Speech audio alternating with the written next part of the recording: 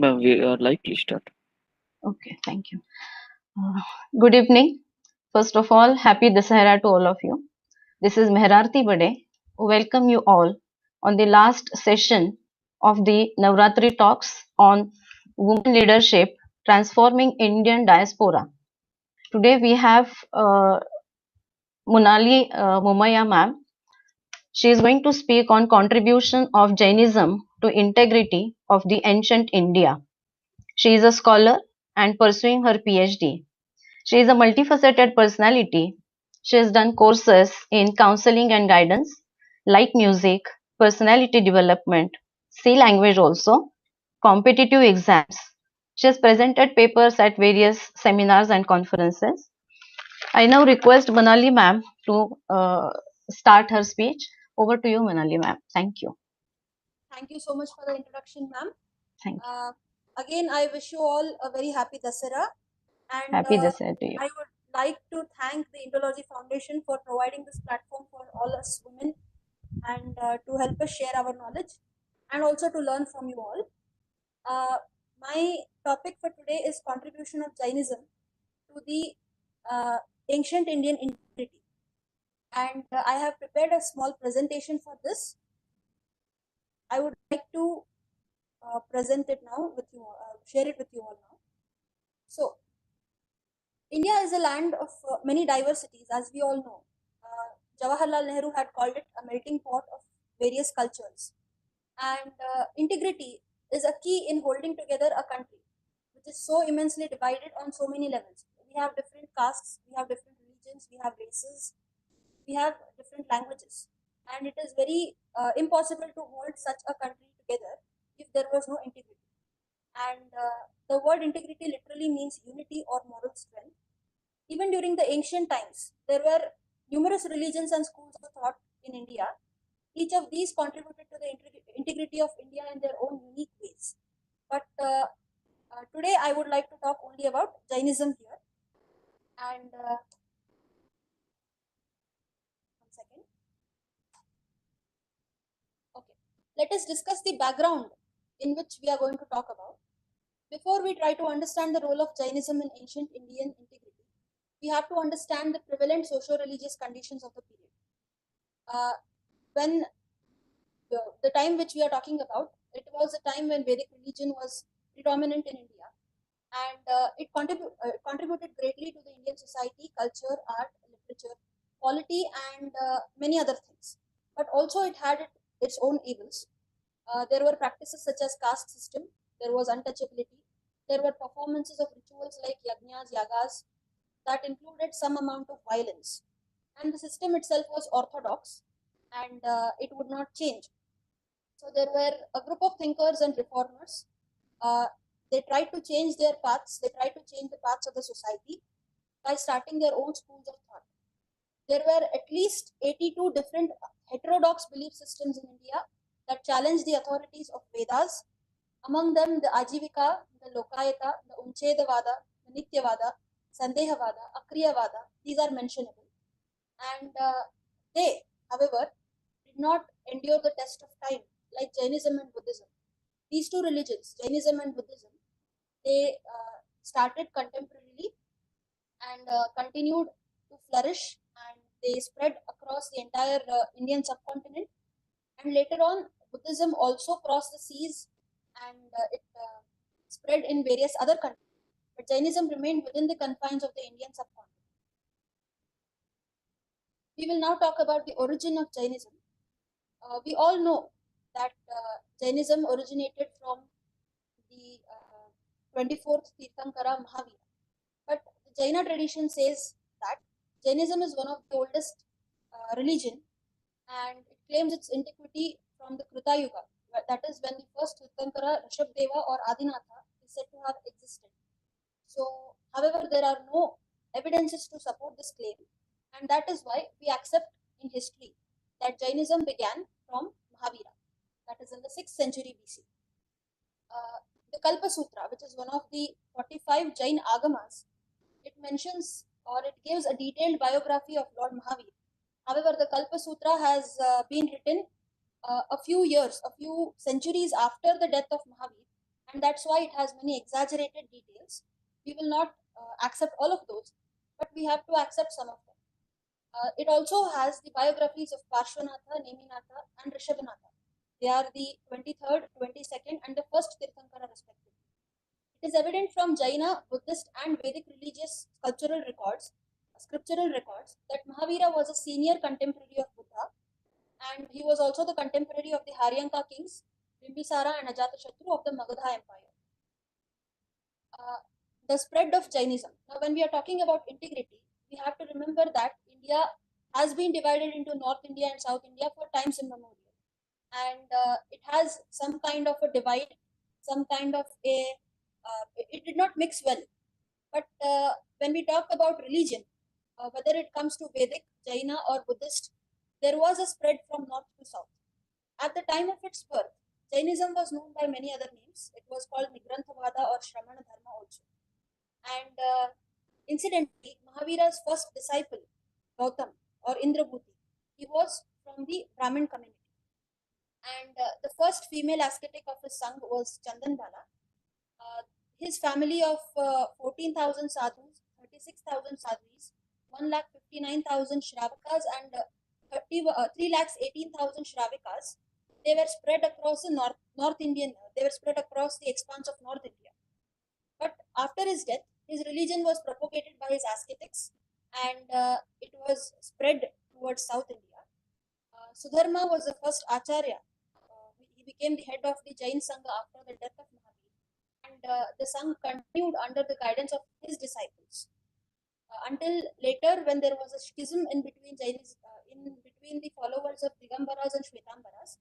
That happened during the time of the eighth Acharya, Stulibhadra. Uh, the Digambaras, it is said that they traveled to South India and they found a stronghold in South India. The Shvetambars remained in North India. It is a matter of debate which of these sects emerged first, but it is common knowledge and it is accepted that Digambara sect was the first, as Mahavir himself was a Digambara, and the Shvetambara sect originated later on. Now, it is also a matter of great debate when or on what account the Jain Sangha was divided and how it came to be in South India. Uh, Historian P.B. Desai, he enumerates that Jainism entered South India through four traditions that rolled down at different times and in different directions towards the south. So the first one he says was the Bhadrabahu Chandragupta tradition, which spread its roots in Karnataka. According to this tradition, the Mauryan emperor or the founder of the Mauryan Empire, Chandragupta Maurya, he became he became a disciple of Jainism under the influence of Bhadrabahu, and during the 12-year famine that hit the northern India, Chandragupta decided to leave North India and he came to South India along with his spiritual teacher. Here they settled down in Shravana Belgola and performed Salekhana. And there is a Chandra Basadi or a temple devoted to Chandra Prabhu Swami, which was built by Chandragupta, as legend says. There is another tradition of King Dhanada. It is a Shvetambar Jaina tradition, and it started in Andhra Desha or Andhra Pradesh. Then there is Samprati. Samprati was the grandson of Emperor Ashoka. This tradition also is a Shvetambara tradition, and it ends near Kalinga. Then there are two Ikshvaku princes, Gadiga and Madhava, who established a Ganga dynasty in Karnataka. This was a Digambara sect. It was inspired by the Jain Acharya Simhanandi. There are also Buddhist works from Ceylon, that is Sri Lanka, namely Deepavamsha and Mahavamsha. Mahavamsha mentions that Jainas had been popular in Ceylon in 4th century BC. That was 1 century after the death of Mahavir. Even it is also mentioned in some of the Jain scriptures that Lord Mahavira, he spent some of his Chaturmas or some of his living years in Kalinga. Kalinga can be categorized as South India, and that's why we can say that during the time of Mahavira himself, some amount of spread of Jainism into South India had taken place. The Sangam literary works like Tolkapiyam and Kural show considerable amount of Jaina influence. There are lithic records or stone inscriptions found in nearly 30 sites in Tamil Nadu, written in Tamil Brahmi script, exceeding 100 in number, that shed light on Jainism in the region around 5th to 4th century BC. These evidences become important when we are talking about integrity because they bind the entire country into one.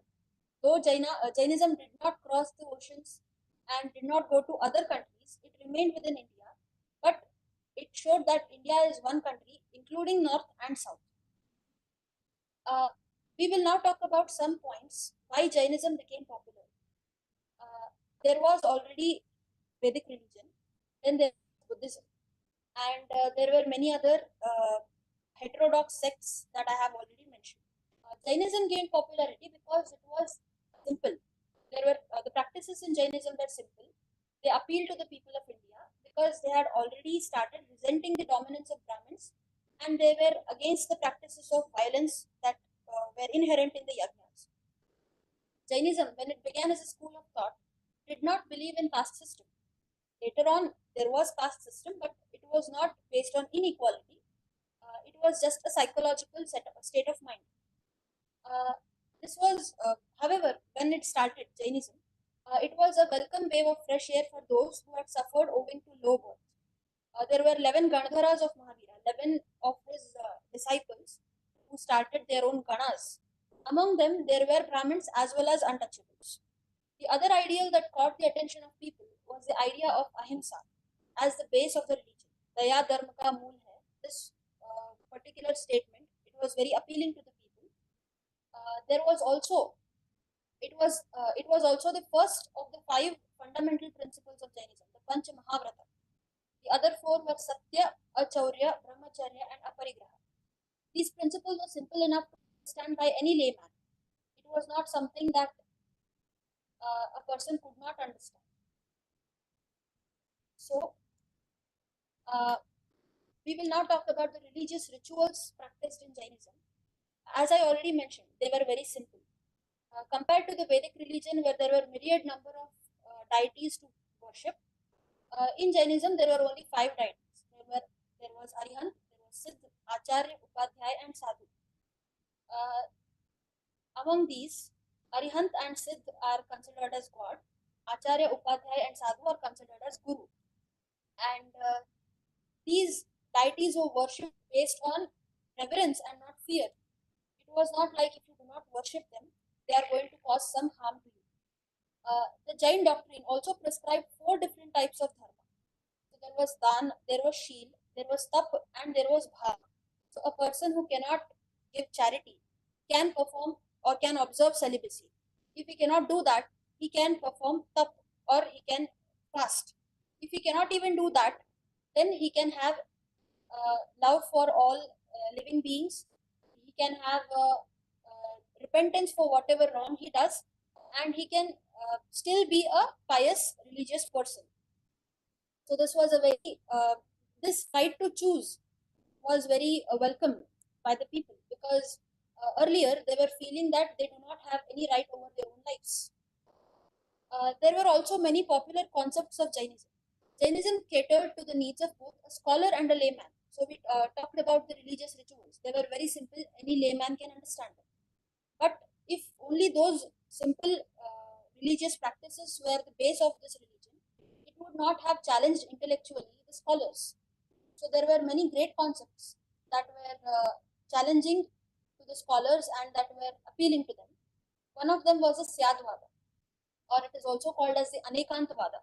This particular philosophy, it says that there are many different ways of looking at a particular thing, and more than one of them can be right.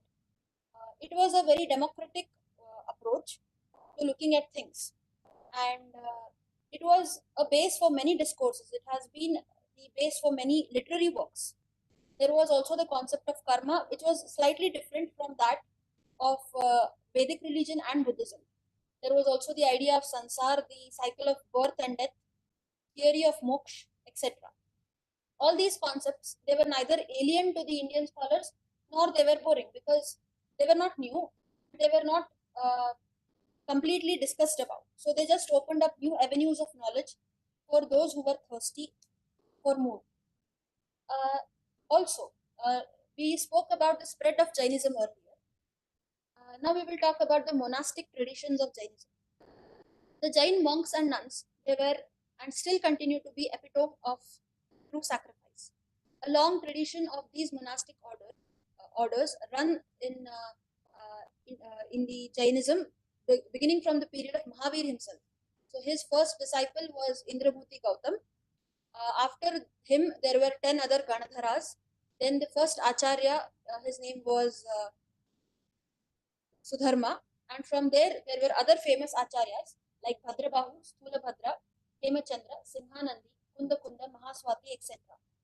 They played a very important role in the spread of Jainism and conversion of many people to Jainism, which was never by force.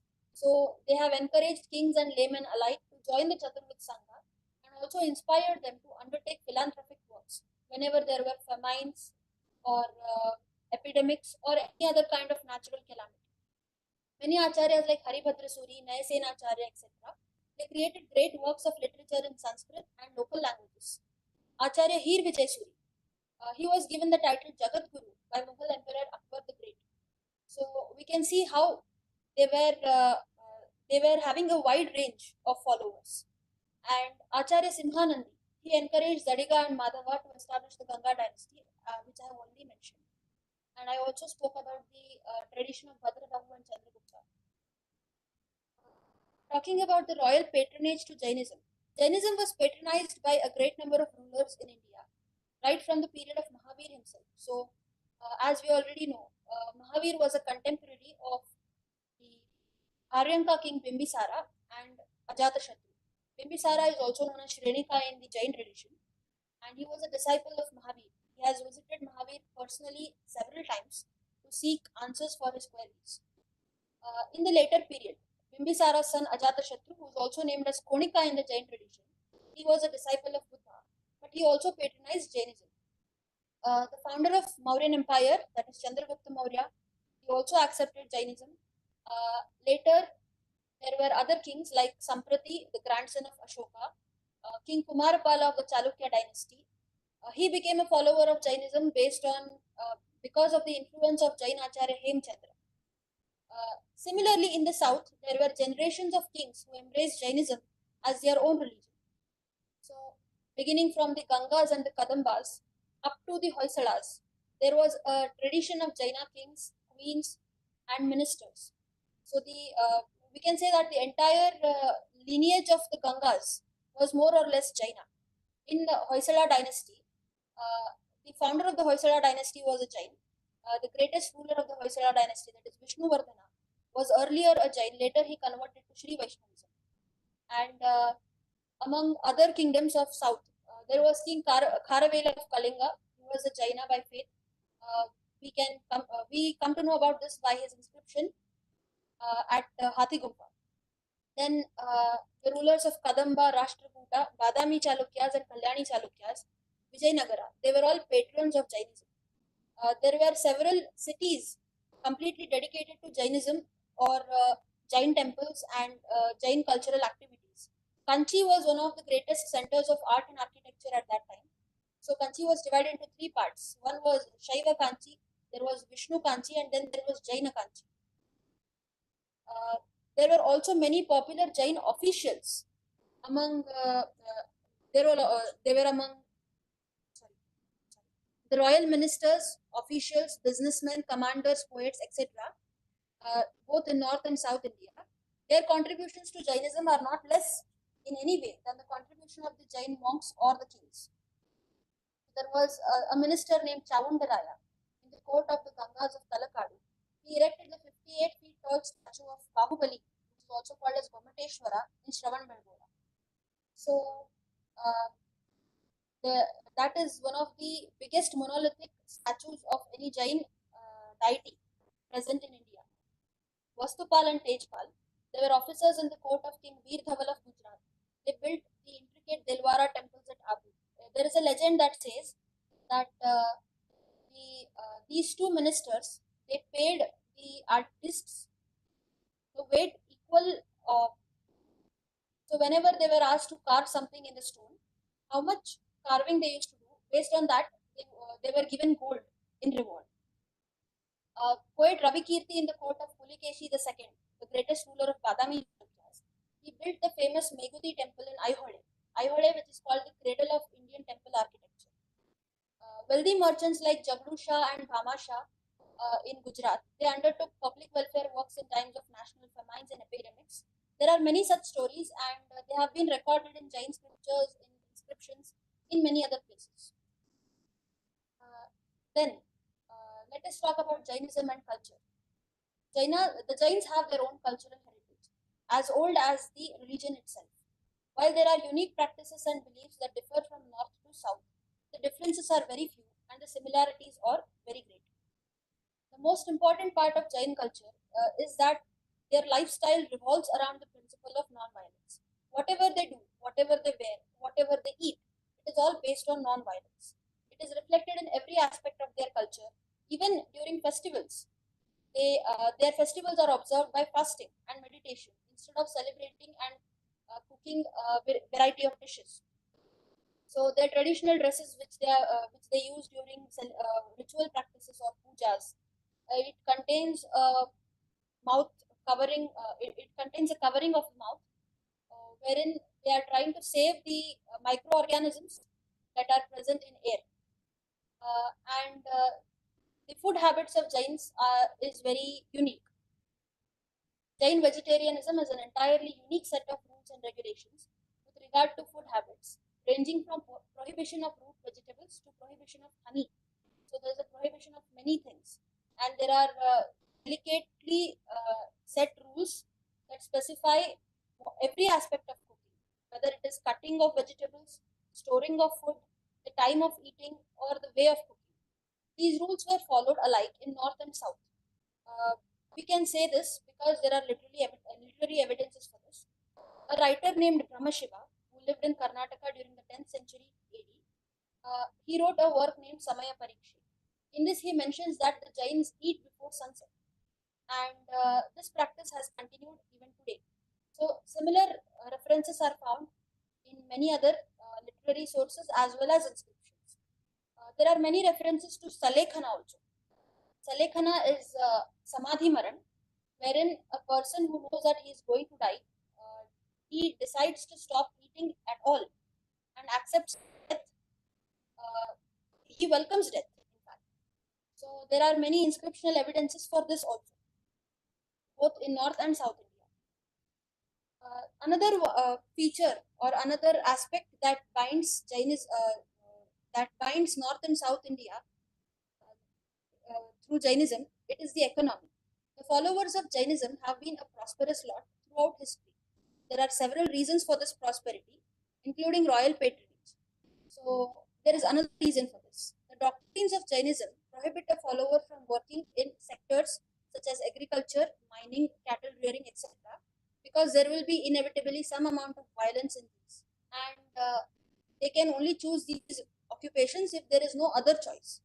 So, naturally, the Jain folk they indulged in business in materials like cloth, gold, grocery, money lending, etc.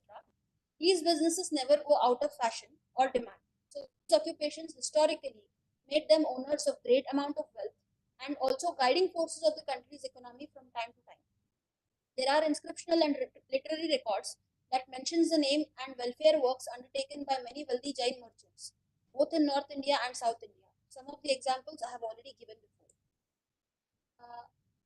Another way in which Jainism secured the integrity of India was the language and the script that it used. So, Jainism did not create its own language or it did not stick to any one language or script. It had a range. There is also one interesting legend. It says that Tirthankar Adinath, he had two wives. His first wife was Sumangala. She bore him 99 sons and one daughter. So among the 99 sons, the first one was Bharat. It is also the legend also says that the name uh, Bharat of India comes from this son of Adinath. The daughter that was born to Sumangala, her name was Brahmi, and Adinath's second wife, her name was Sunanda. She gave birth to two children, Bahubali and Sundari. It is said that Rishabhnatha or Adinatha taught his sons 72 different arts, and he also taught his daughter 64 different types of arts. Among them, there were languages and scripts. So he taught Brahmi, his daughter, his eldest daughter, a script that was popularized later on. Today we call it as the Brahmi script. Whether this legend is true or not, we do not know. But the name Brahmi script, the name of Brahmi script is mentioned in some of the earliest Jain inscriptions, Jain scriptures. I'm sorry. It must also be noted that the earliest Jain literature was composed in Prakrit. So that was the language of the common people. Sanskrit was not used until much later. It was the language of the learned scholars, and many common people could not understand it. The discourses given by Mahavir after attainment of enlightenment were also in Ardhamagani. So he used the language of the common people given to give his pravachan. Later, Sanskrit was also used, as well as Pali, Hindi, Gujarati, Kannada, Tamil, etc., in their respective regions. Uh, Jain art and architecture. This is another way in which the integrity of India was observed by Jainism. How that is? So, temple architecture is one of the most important part of architecture in India. We find temples in almost every corner of India, in almost every street of India. And Jainism also contributed to a great number of these. Uh, we also experimented with all the different styles of architecture that were prevalent in India. In the north, there was Nagari style or Nagara style. So in the Nagara style, there was a Rekha Nagara style, which was preferred. In south, there are Jain temples in all the three styles, that is Dravida style, Nagara style, and Vesara style. There are also cave temples devoted to Jain Tirthankaras in eastern India and in southern India. So this photo is of the temple, a Jain temple from Jaisalmer, Rajasthan. We can see that it is built in the Rekha Nagara style. It is a very delicate uh, work of art. This is a ancient temple from Karnataka. This is the Meguti temple built by Ravi Kirti, the court poet of Pulikeshi II of the Badami Chalukya dynasty. We can see that it was built in the Dravida style, but the Shikhara has already fallen, and we cannot make out much of the details because it was one of the earliest temples. This one is from the Kalyani Chalukya period. It was built in Lakundi, Karnataka. It is called as Brahmajinalaya. There is an interesting story about this temple. There used to be the idol of Mahavira in this temple. Later on, due to some fight between Jains and Brahmins of that area, the idol of Mahavir was destroyed and removed from the temple, and in its place, the idol of Brahma was installed. Now, the king Satyashraya, who was ruling at that time, he came to the site and he made peace between the Brahmins and the Jains, and he removed the Brahma statue from the main Garbhagriha. He placed it outside in the Navaranga, and in the Garbhagriha, the statue of Neminatha or the idol of the 22nd Tirthankara was placed, and thus the temple got its name Brahmajinalaya. We can look at the intricate carving. It is in Dravida style, and the carving around the door jambs, it is very interesting. This is another. This is a relief sculpture of Tirthankar Parshvanatha, which can be. We can see a Tamil inscription.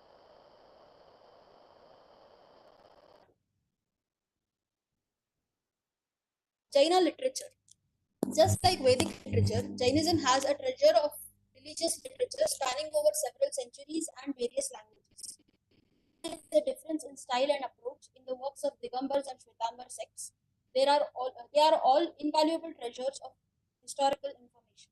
While Shwetambar literature flourished in North, in the South India, Digambar writers were equally prolific. Works were written on number of subjects, ranging from spirituality to science, from grammar to mathematics, and from music to biography. Among the South Indian Jain scholars, there was one unique tradition. It was that every Jain scholar had to write two masterpieces at least. One was to be religious, and the other one was to be in general. about society, economy, or any other topic. Adi Kavi Pampa, he wrote two works, Adi Purana and Vikramarjuna Vijayam. There was another minister called Chavundaraya. He wrote two works, namely Trishashti Shalaka Purush, which was a religious work, and Lokopokarakam, which is also known as Chavundaraya Purana, which is an encyclopedia of various topics. So these fit in the tradition that I already mentioned. In the north, Haribhadra Suri was the most prolific writer. He composed not only tens but thousands of works in his life. He got the title Kalikala Sarvagna because of his prolific writing. Jainism also talks about science. Jainism has its own scientific principles and beliefs. Many of them can be accepted, some of them cannot be. So, one of these theories is the theory of flat earth. Jainism talks about Adidvip in its cosmology, and it says that the earth is flat and that there are hundreds of suns and moons that are rotating around the earth. There is also biology in which there is a classification, a system of animals and plants into various groups. Jain microbiology is also very interesting because Jainism believes that there is life in water, air, and soil as well as fire. So we can think about that, think of that as microbiology. They also speak about space and time. About time, there is a theory called Kala Chakra. Every Kala Chakra is divided into two equal parts. One part is called the Utsarpini and the other part is called the Avsarpini. Each of these are again divided into six parts and so on. It also talks about Nav Tattva. Among the Nav Tattva, there is Jeev, Ajeev, that is biotic and abiotic components, and many other, and seven other aspects. These principles developed simultaneously in North and South. So the science that we are talking about, it developed in entire India. Women in Jainism. So it will be wrong if we do not talk about women on an occasion like this. So we are celebrating Dasara, and it is a festival of celebration of womanhood. And I would like to talk about women in Jainism as well. Women enjoyed high status in Jainism. However, it was not equal to that of men.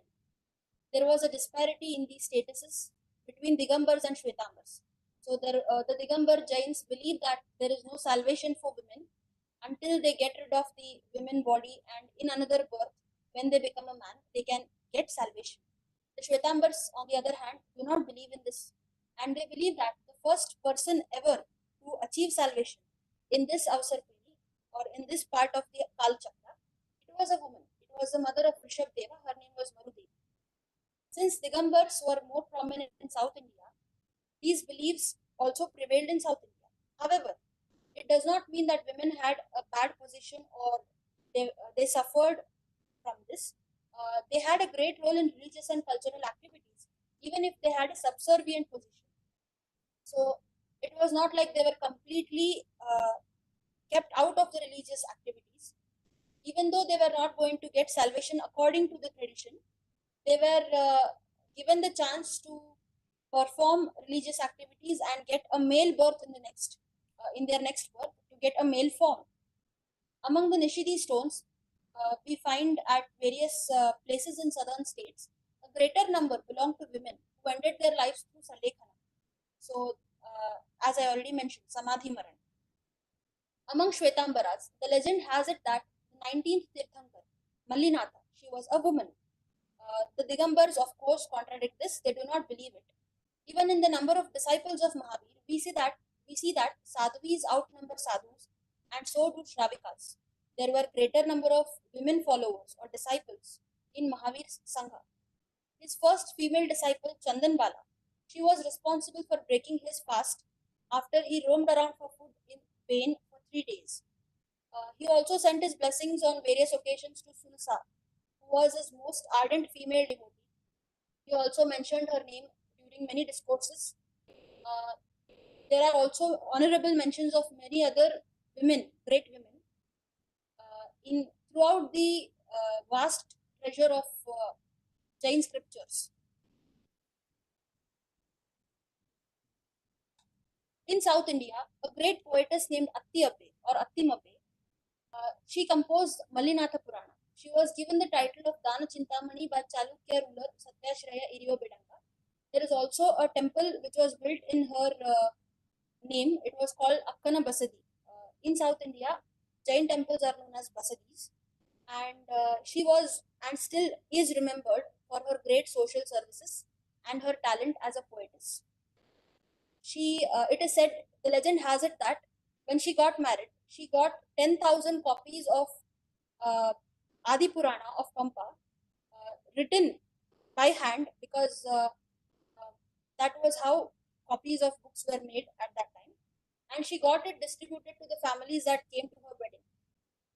The Queen Shantala of Hoysala ruler Vishnuvardhana was given the title Chatusamaya Samudharani, and also Abhinava Saraswati. She was a Jain by religion, and she was very devoted to the Chaturvid Jain Sangha, and she was also a great poetess.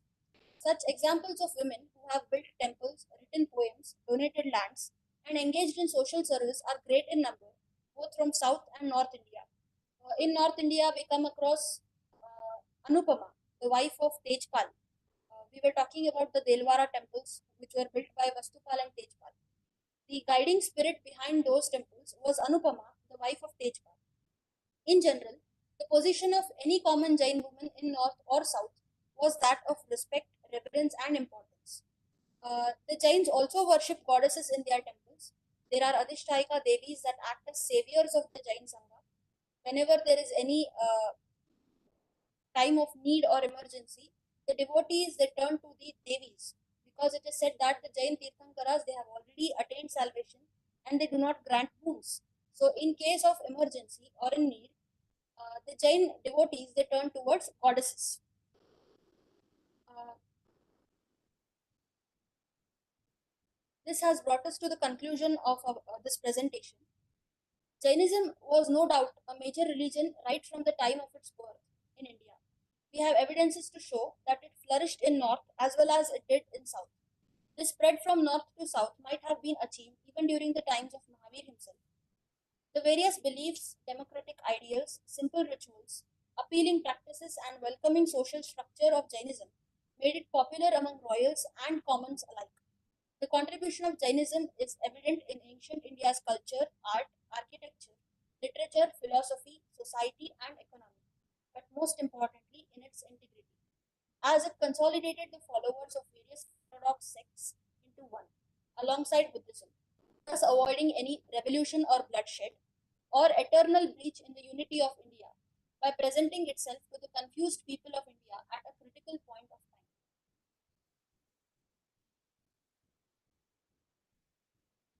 So, I welcome any questions, suggestions, or corrections.